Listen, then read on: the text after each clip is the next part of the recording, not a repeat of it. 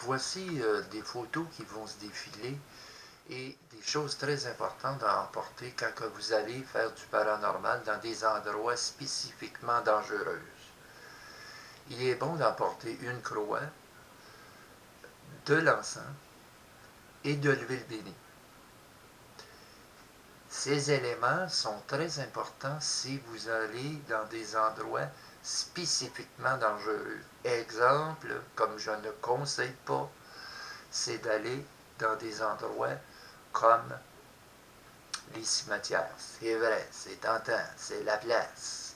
Sauf qu'à l'exception, c'est pas la place. Parce que, bon, dire pourquoi.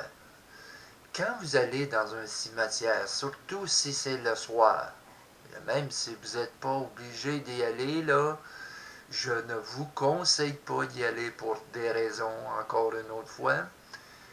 Premièrement, vous n'avez pas le droit dans un cimetière la nuit, parce que vous risquez de vous faire attraper par la police, puis essayer de convaincre à une police que vous faites du paranormal. Lui, il s'en fout comme la 40.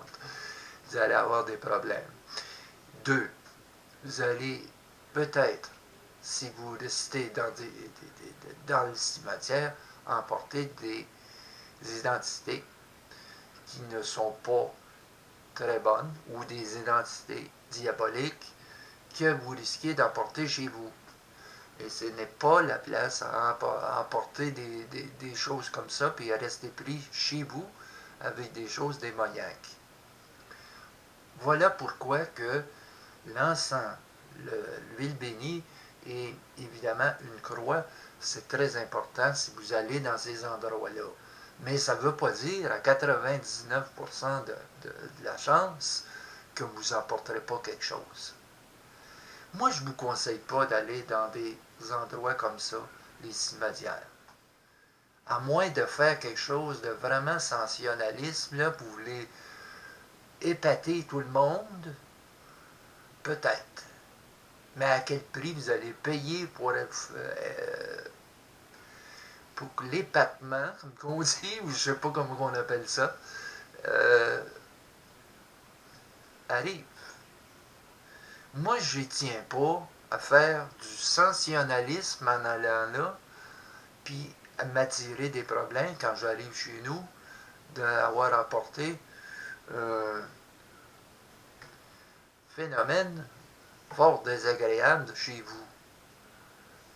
Ce qu'on appelle des âmes errantes, des âmes qui ne sont pas très, très agréables, ou simplement vous emportez des entités démoniaques. Et si vous restez pris à la maison avec ça, vous allez avoir beaucoup de problèmes pour faire sortir ça de la maison. Donc, ces choses sont très importantes qui défilent devant votre écran en photo. Et ce que je dis, c'est que ne partez pas sur des coups de tête. Allez à des endroits si vous n'avez pas eu de renseignements avant. Et ça, c'est très important aussi quand vous allez dans des endroits, des vieilles maisons. Équipez-vous de plusieurs lampes de poche ou d'éclairement parce que les maisons, il peut arriver que si c'est des vieilles maisons, de pogner une débarque puis de plancher pourri puis vous vous ramassez dans le sous-sol là en bas. Là, vous risquez de vous casser une jambe ou vous foutre des blessures ou tout simplement vous blesser gravement.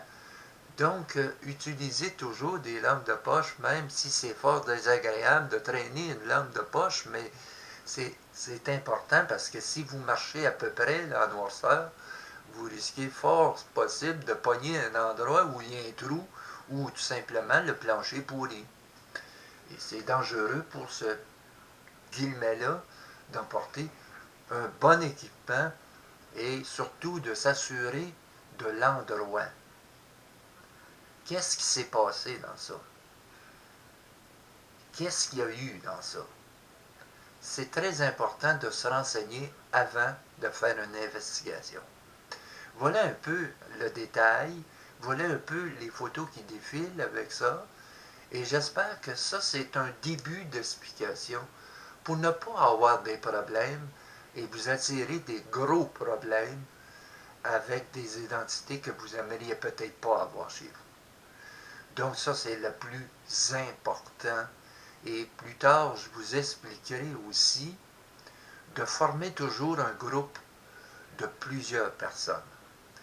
Et ça aussi, c'est très important parce que si vous emportez avec vous d'autres personnes, emportez aussi ce qu'on appelle des walkie-talkies pour pouvoir communiquer ensemble. S'il arrive quelque chose, vous pouvez toujours communiquer avec un autre. Très important d'apporter un système de communication walkie-talkie, genre des RD, là, des choses comme ça, très petits. Et c'est très important de pouvoir communiquer avec les autres. Si les autres partent d'un côté à l'autre, et une fois que vous décidez que vous avez terminé votre enquête à cet endroit-là, de rappeler les gens est beaucoup plus facile de prendre le walkie-talkie et de dire on s'en va, c'est terminé. Tout le monde a été renseigné et comme ça, vous ne perdez pas de temps à courir après les gens. Voilà un peu l'ensemble de tout ça. J'espère que ça a pu faciliter les enquêtes que peut-être vous auriez peut-être l'idée de faire ou prochainement. Mais c'est très important de toujours être plusieurs, au moins deux. Deux ou trois, c'est recommandé. Pour plusieurs raisons. En réalité, c'est tout simplement, si vous vous blessez, il n'y a personne qui va vous trouver à Noirceur. Si vous êtes dans une vieille maison abandonnée. Donc, c'est ça qui est important, c'est de toujours être plusieurs pour plusieurs raisons en même temps. Voilà un peu ce qu'il y en est de ça. Plus tard, on expliquera d'autres choses qui sont très importantes aussi et qu'il faut que les gens réalisent que c'est pas un jeu, les Ghostbusters, c'est ce que j'ai déjà expliqué déjà sur plusieurs vidéos où on prend ça pour un jeu.